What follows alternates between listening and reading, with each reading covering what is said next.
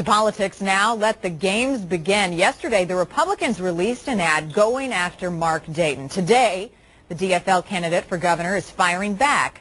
Fox 9's political reporter Jeff Goldberg is here with the very latest and why the gloves are off. Jeff? Marnie, they are off, but Mark Dayton wants them to be put back on. Dayton saying he wants the negative ads to stop for the rest of this campaign.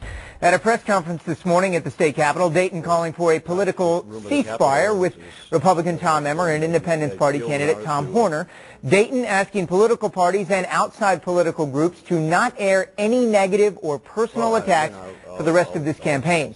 This comes one day after the Republican Party of Minnesota unveiled an ad about Mark Dayton's Senate career, citing Time magazine's assessment he was, quote, erratic and one of the worst senators in America. Republicans stand by that ad while Dayton says he wants the negativity to stop. I think this campaign should be a positive campaign. I think that's what Minnesotans want and deserve. It's about the future of Minnesota. It's about who can best serve the people of the state and lead us in a better direction. We called on him 3 weeks ago to do this, and it was only a day after the Republican Party of Minnesota released that ad did he suddenly step up and say, enough is enough. He could have done it 3 weeks ago. And just hours after Dayton called for the ceasefire, the Republican Party released this video on YouTube taken by one of its campaign trackers. In it, Mark Dayton is standing in the lobby of Attorney General Lori Swanson's office ready for a meeting. He calls a campaign worker, asks her to turn on the air conditioning in his car where his two German shepherds, Mesabi and Dakota, were waiting. Republicans calling it, quote, horrifying Dayton would leave the dogs in the car on a day this hot.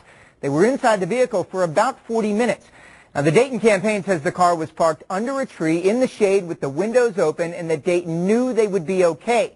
They say this video proves Dayton's point. The Republican Party will, quote, stoop to anything and stop at nothing and are operating out of the sewer, end quote. Dayton has had the dogs for about 8 years. He brings them just about everywhere, and they're doing just fine this afternoon. Now, on one final note, the Animal Humane Society tells us there is no safe temperature to leave a dog in a car. Jeff Goldberg, Fox 9 News.